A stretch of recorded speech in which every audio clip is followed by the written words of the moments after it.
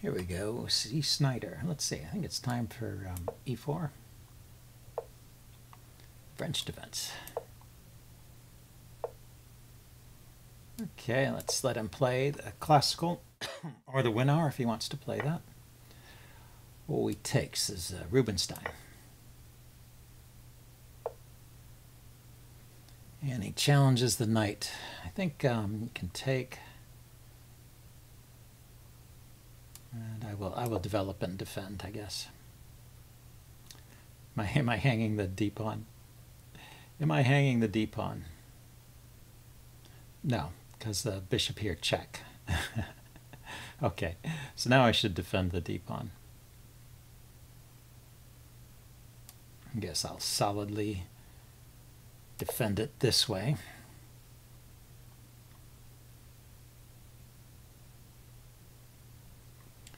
Trying to restrict this knight where it can go. And I'll just keep developing here, I guess.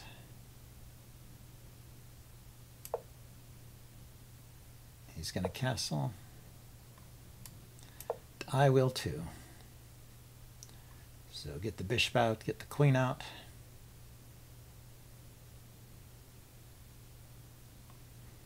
This knight, I wonder if it has any interesting squares. I mean, it can go to G5 at the moment and put some pressure here, but he can kick it and or he can prevent it from going there, which he did. It also stops my bishop from going there. So this bishop really needs to go to F4, I guess. So let's play H3 so that I can play bishop F4 and then retreat it to H2 if he decides to kick it with the knight. And let's see what his plan is with that rook. I'm not sure. Is he going to drop his bishop back to F8? Or is he planning to arrange some sort of pawn push here in the center? Don't know. So I could drop my bishop back and lift my queen up and threaten something on H2. Like knight here, he takes, I take with the knight.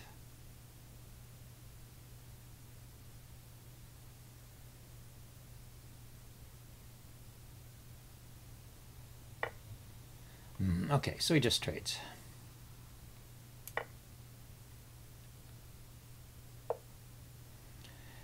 Oh, he wants to trade the dark squared bishop for his dark squared bishop. Well, that's his better bishop. And there's no convenient way of avoiding that trade. So now, just drop back here so that queen D3 is a real threat.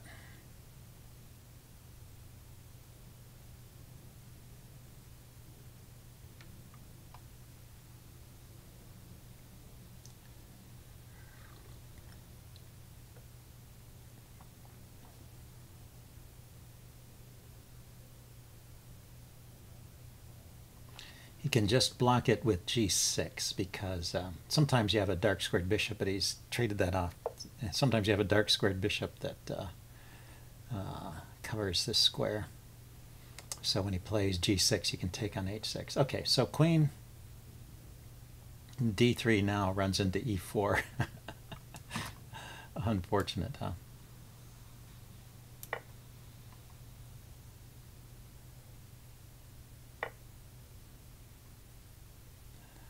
So let's put a rook on the E file. I suppose he could trade queens here. If he doesn't trade queens, I can take his queen and grab the pawn because it will pull the rook away.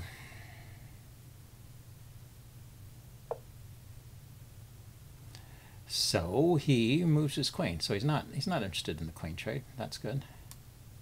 That's good. Now I play here and he pushes the pawn forward. I can just take it because of my rook here.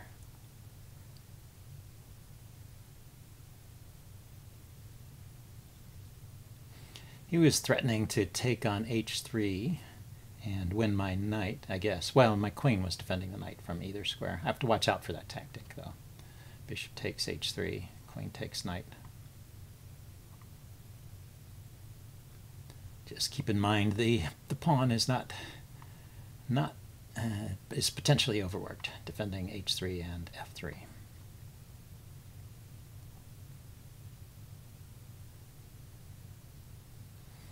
So a pretty simple threat. Let's see how he reacts to it. I think, there's nothing wrong with g6 here. Maybe it'll create some kind of weakness on the king side. I could think about maneuvering my knight to, the knight could go to d2 and then to e4, hitting his queen, and would also be a dark squared weakness there after g6. Yeah. I can't go directly to h4 because his queen's got it covered. I mean, that's another idea, is potentially piling up on that pawn. So knight e2 to knight d2 to e4. Is there a quicker way to get to e4 or a more forcing way? I don't see it. He can play rook here to kick my queen after knight d2. And I would move my queen to the side. I guess it's okay. Let's do this. And it gets away from that tactic of bishop takes h3 and queen takes knight. It's a good square for the knight. I'll probably reposition the queen and push the f-pawn forward. But maybe my knight here can have some good squares to jump into, like c5, d6. It's a possibility. After knight e4, he could play bishop f5, I guess, and just pin the knight. But I would be taking the queen with check, so that would not deal with the threat to his queen. So, but I guess I have to be prepared for that trade if he's going to play that way. I have queen to, he fixed that. I was going to say I have queen to d, or rather e3 with tempo, because it hits this loose pawn over here. But that doesn't do much. Okay, so now knight to e4. He will play f5, or perhaps even bishop f5. Bishop f5, I'll probably go queen here. Bishop f5, queen f3. Well, so knight e4, bishop f5, queen f3. And the knight's well supported there. If he takes, I take. Then he pushes that pawn forward. It's not leading to a whole lot for me, is it? Could just go back. The knight here also threatens to come into d6. And let's play it and see what he wants to do. So if he pushes the pawn immediately, I have knight to d6, I guess. f5, knight d6, rook d8. Do I have something there? Oh, he goes there. So he didn't want to do anything forcing. He's looking at this pawn over here. Maybe he wants to put his bishop on the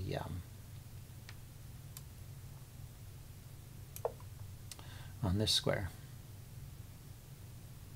Or maybe just wants to get away from the fork, and he intends to follow up with f5 anyway. I was playing rook to d1 here, so I could play queen f3 without giving up the d file. But that's my plan. Queen f3, knight f6. Simple plan, which he can easily stop, but that's something.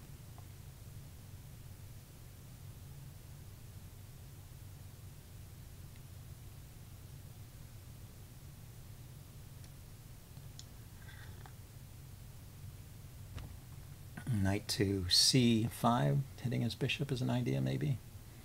Let's see, can he take the a pawn and just play bishop or pawn to b3 to trap it, I guess.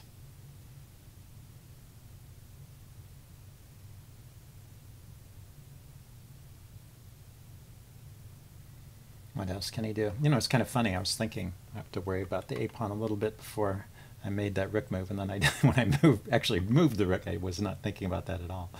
but I don't think he can take it. I think b3 traps the bishop. So he goes there. So now if I play queen f3, I can't play knight f6. Knight f6, he can just take it.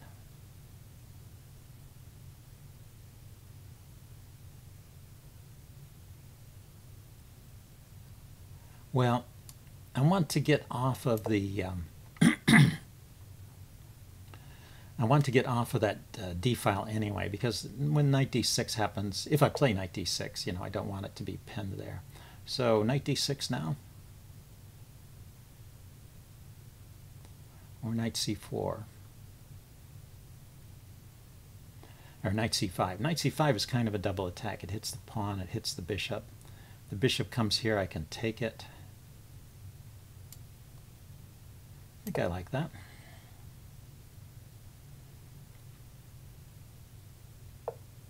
He just goes back. Okay, now am I getting anything against this d-pawn here?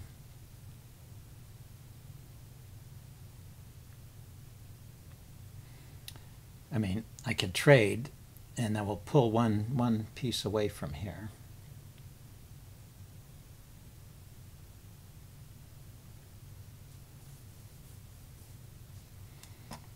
I could put my bishop up here. Maybe this is an idea.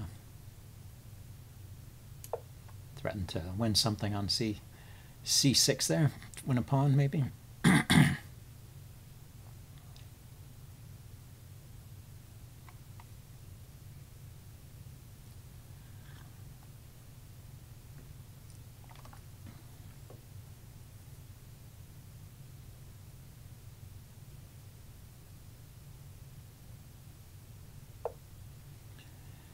So he drops his queen back, hitting my knight. So bishop takes knight, queen takes knight, bishop takes pawn, leaves me a pawn up, all right? Bishop takes knight, pawn takes knight, queen takes pawn, defends the knight.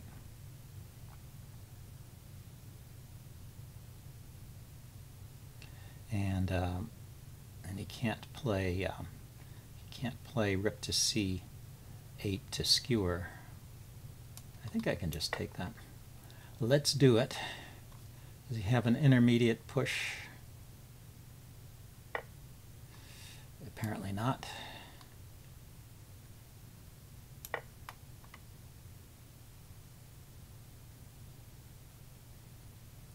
I guess there are bishop moves. Well, bishop here or here I can take with the knight.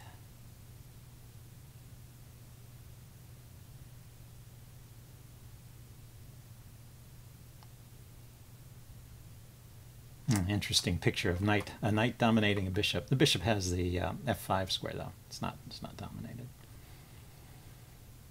But it is somewhat restricted by that knight there.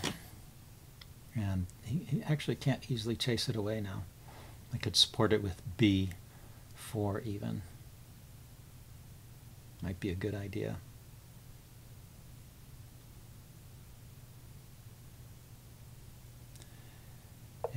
And then that will have a secure spot. Okay, so he's threatening to take on h3. I come back and defend. If he pushes the pawn, I can take with the knight. If he trades rooks, and then goes there. Let's see. So if I take the rook and he takes here, and I come back, oh no, I can just take another rook. So let's trade rooks first.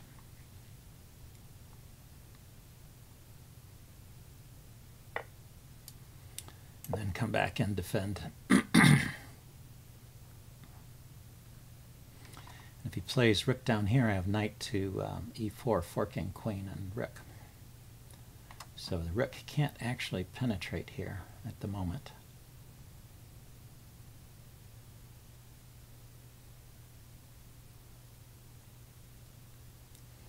So the pawn on h3, I was worried because the queen was pinning the g pawn and the bishop was looking at the h pawn.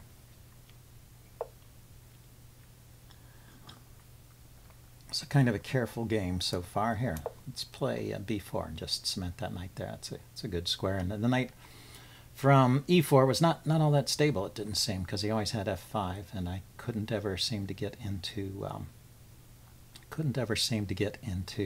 f6 there. He kept it covered. Okay, so now let's put some pressure on the e-pawn here.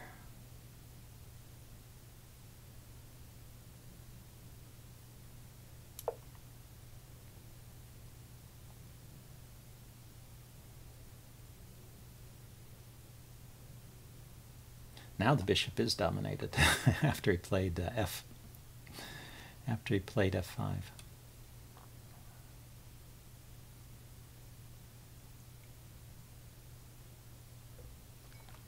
So I have an advantage, but it's not easy for me to break through. It'd be nice to get my rook into the game. I wonder if I could play the rook to the a file.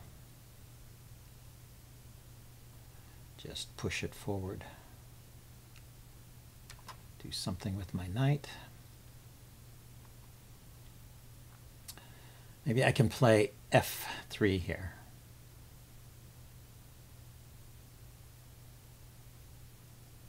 Weakens my king side a bit, but he can't take, because I'll take his queen. He can't easily defend either. Let's just go for it. My knight is covering the d3 square, the queen is covering d2, pawn is covering d4, so his rook still has no great entries here. He does go there. Okay, so if I take the bishop,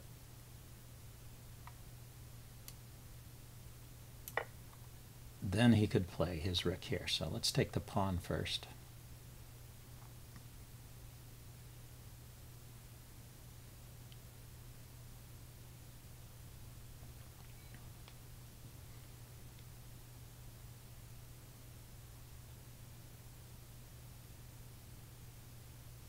Didn't want to allow that intermediate rook take. So now I could take the bishop, and if he brings his rook in, I take the pawn.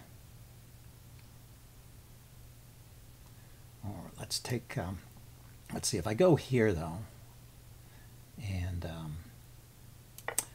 well, if he lines up with his rook behind the queen, I can unpin with check.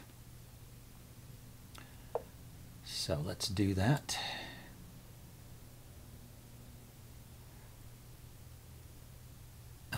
Oh, that might have been a mistake. Where's his king going after this? Yeah, I assumed this was working.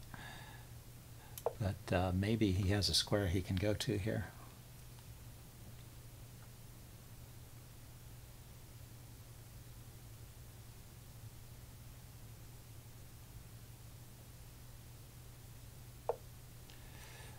Okay, so now I can move my knight with check. Yeah, if everywhere he goes I have a check, then what's the best check? Here or here? Check here, king moves, and I take the queen. So that's probably the best one. Anyway, okay, he's going two pieces. Two pieces for the queen. Let's see. Okay, let's attack the rook. There's a check here to pick up the bishop. He can block.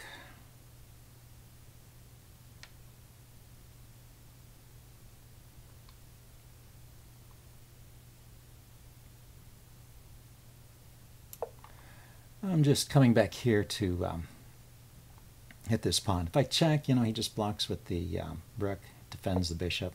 So I didn't see any way of doing that. And let's just push these pawns forward.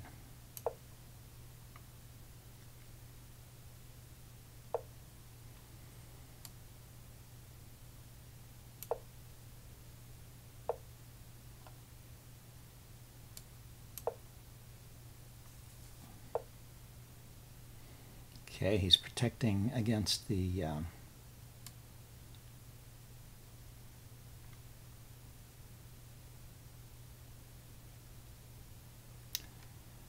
let's see, Let's just leave my queen there and push the pawn then. Queen's defending here.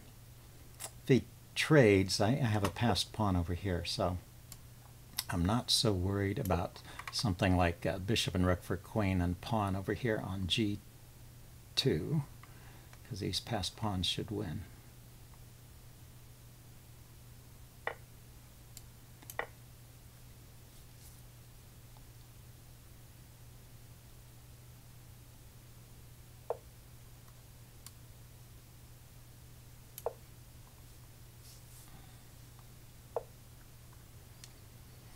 Okay, so now let's check and take the bishop.